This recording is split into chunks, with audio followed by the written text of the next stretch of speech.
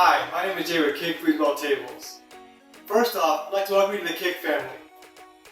Today I'll be showing you how to properly assemble your Kick Conquest 48-inch foosball table. Hope this instructional video is helpful. With no further ado, let's go ahead and get started. The first thing you want to do is go ahead and open the box and take a look at the contents. Then you want to lay down each piece out onto your floor individually. If you are assembling your foosball table on a hard surface, I do recommend you lay down a large blanket or large piece of cardboard. That way you don't damage your table during the assembly process. Then go ahead and match each part to what's inside your instruction manual. After sorting out all the parts in the box, and once you have matched each part to what's inside your instruction manual, if you notice any damaged or any missing parts, or if there's any issue at all, please contact customer support with pictures of your shipping label, box label, the box itself, and the damaged part. Our contact information will be listed at the end of this video. The tools needed for this assembly are an Allen wrench that has already been supplied and your own Phillips head screwdriver. However, I will be using a power drill fitted with a Phillips head tip to help speed along this process. For step 1 of this assembly, we'll be sliding our playing field P3 into the groove of side panel P1 that you see here. You just want to make sure before you insert your playing field into the groove here on the side panel that for one, that the ball or entry hole is closer to the floor and that your playing field, that the graphics are face down. Just want to go ahead and slide it in here to the groove, into this groove.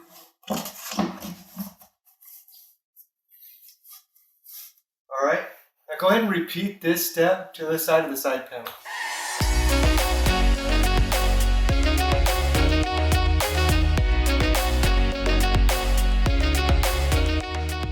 After you've inserted your playing field into both of the grooves on both sides panels, we go on the next step, step 2, in inserting our nuts H7 into the back side of in panel P2.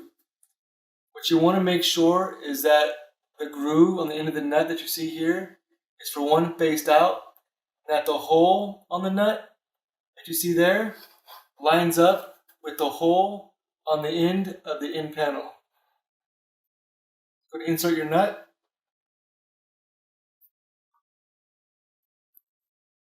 And then just kind of line that hole there.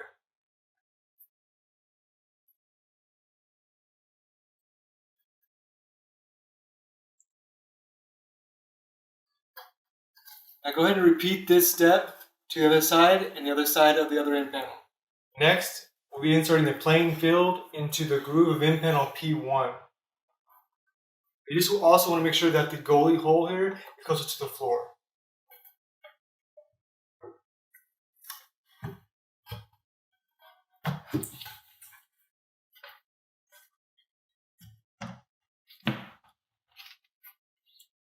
You also want to make sure that the end of the end panel is flush with the side panel.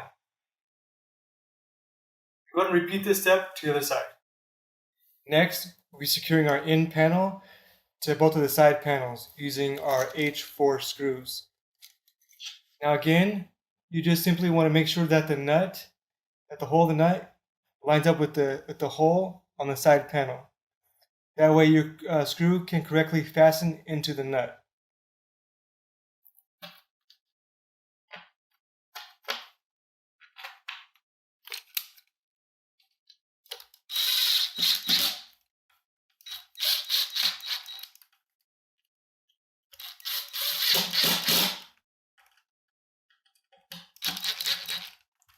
Alright, go ahead and repeat this step to the side of the end panel.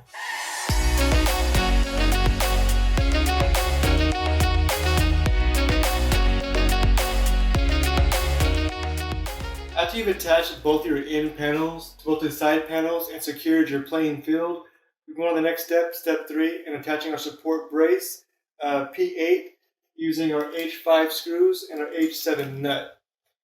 Now first you just want to go ahead and insert both of your nuts to both ends of your support brace. Again, you want to make sure that this groove on the nut is faced out and that the hole on the nut matches to the hole on the end of the brace.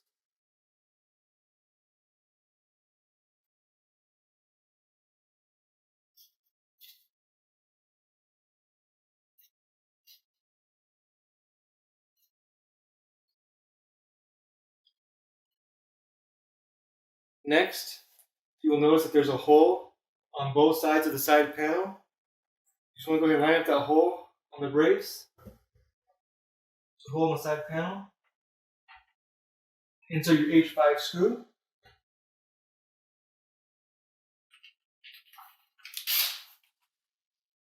And secure.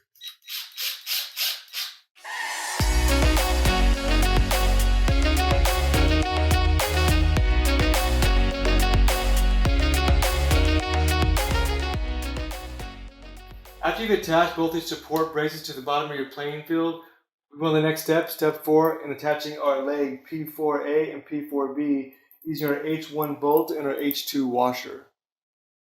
You will notice that there are two holes on the side of your leg and one hole in the back of your leg. There are also two holes in the side panel and one hole in the back of the end panel. So I'm going to go ahead and line up those holes on the leg to the holes on the side and end panel.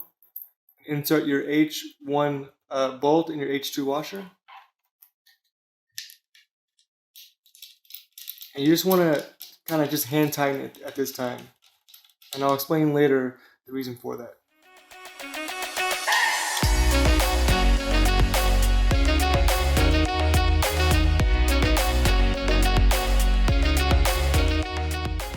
Next, we'll be attaching our leg end panels to the back of our legs using our H1 bolt and our H2 washer.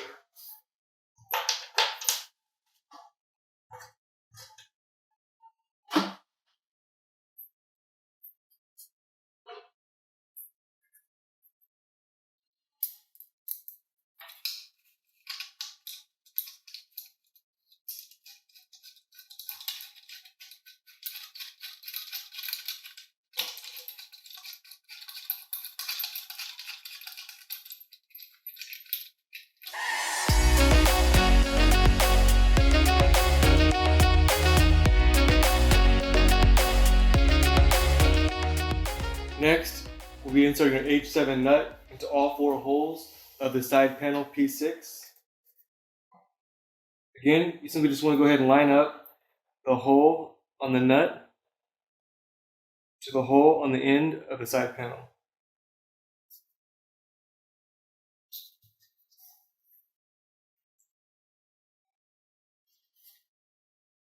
Next, we'll be attaching our side panel P6 to both end panels P5 using our H5 screw. Now I simply just want to go ahead and line up the holes on the side panel to the holes on the end panel. You also want to make sure that the hole of the nut is again aligned with the hole on the side panel. Now the reason why I didn't have you fully tighten all of your screws is so that you have some wiggle room when attaching your side panel.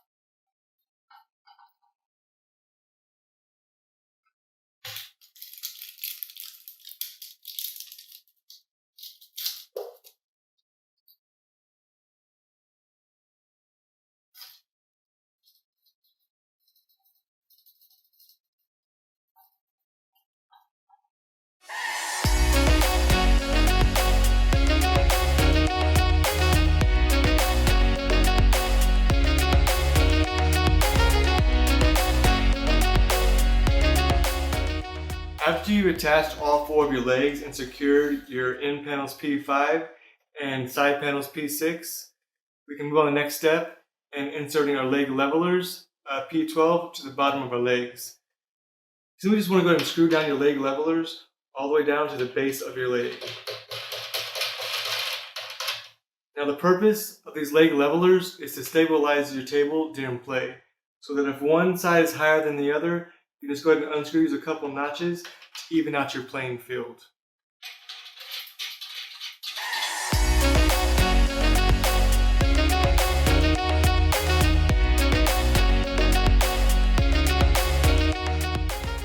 Alright, after you've attached all of your leg levelers to the bottom base of your legs, we move on to the next step in turning over our table. This is a two-person job, so you'll need some assistance for this part of the assembly. You want to make sure that you don't rest the weight of the table on either of the legs. So you just want to make sure that you turn over the table in one swift full motion so none of the legs hit the ground.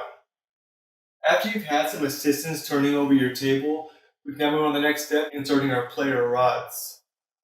The most important part of assembling your kick foosball table is making sure that the rods are all in the correct position. So you want to carefully review the diagram located in the instruction manual prior to inserting your rods. What you want to make sure is that you add the correct amount of players per holes in the rod. You also want to make sure that the hole on the end of each rod is on the correct side of the table where the handles will later go. Before we insert our rods and attach each player to each rod, I'm going to show you an already assembled table and explain to you the differences between a one-man goalie versus the three-man goalie setup. Here's how to set up the rods and players on your new kick foosball table. Place 4 handles on each side of the table in this specific order.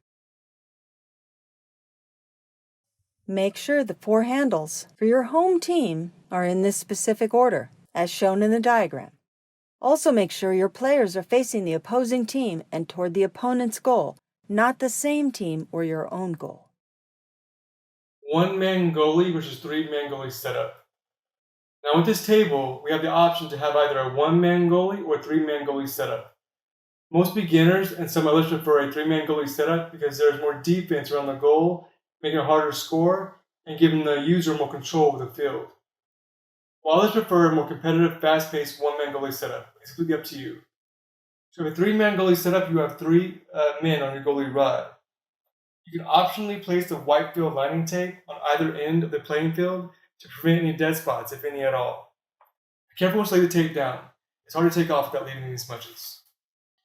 If you're looking for a one-man goalie setup, instead of having the other 2 outer men on the goalie rod, you'll replace them with the 4 black stop rings. Next, place the 4 green corner ramps you receive on each corner of the playing field. If you had already applied the field lining tape, you can place the ramps on top of it if you ever want to switch back, but if this is your style of play, either cut the lining tape accordingly so that it doesn't go under the ramps or don't install the lining tape at all. Finally, screw the 4 ramps in using your H8 screws and cover the holes using the 4 green plugs.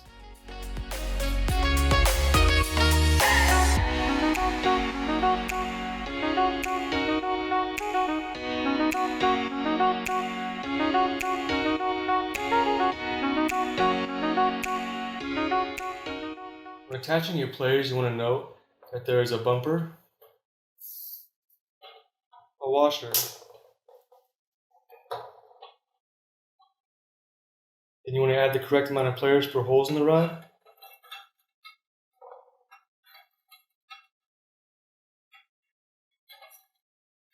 Add another washer, another bumper. And you want to complete by sliding through the second hole. We will be attaching our player using our C6 bolt and our C7 nut. Simply just want to go ahead and line up the chest of the player to the hole in the rod. Insert your C6 bolt. Turn the player around. And insert your C7 nut. You want to hold the nut in place. And you want to tighten your bolt.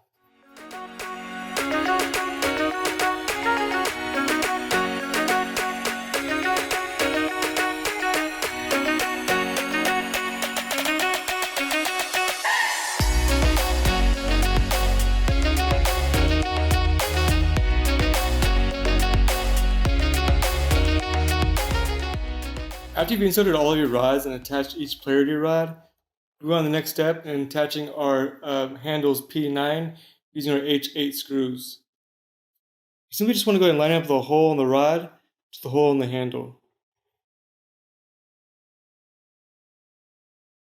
And insert your H8 bolt.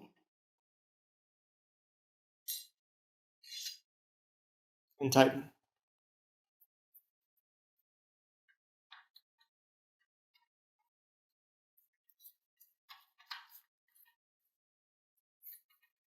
One quick note, these handles are really high quality. Most other companies use these really cheap rubber slide-on handles. Also, these rods are semi-hollow, so they are durable enough to rough play, yet light enough to let other players have full control over their rods. If you need any rod lubricant, please contact Kick and we will send you a free complimentary bottle. Next, you want to slide your rubber end caps P10 to the other end of the rod.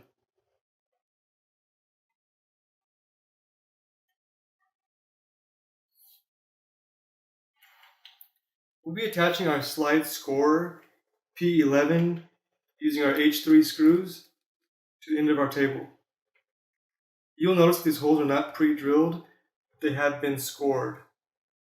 So go ahead and line up your scorer over those holes.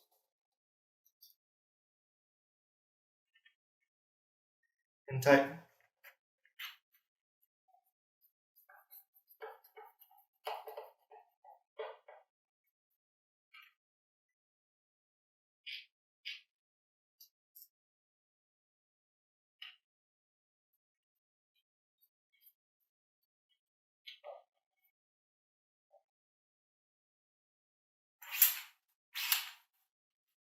Next, we'll be attaching our four corners P7A and P7B to all four corners of our table. So we just want to go ahead and line up the top of the corner piece to the top of the table and pull this flap over to the inside corner and slide down. Next, we'll be securing our corner piece using our H6 screw. These holes are not pre-drilled, so you will need to apply some pressure when screwing in your screws. Congratulations! We are now officially done assembling our Kick Conquest 48-inch foosball table. You are now free to enjoy your table with your friends and family. If you have any questions, comments, or concerns, please visit us at www.kickfoosballtables.com or email us at support@kickfoosballtables.com.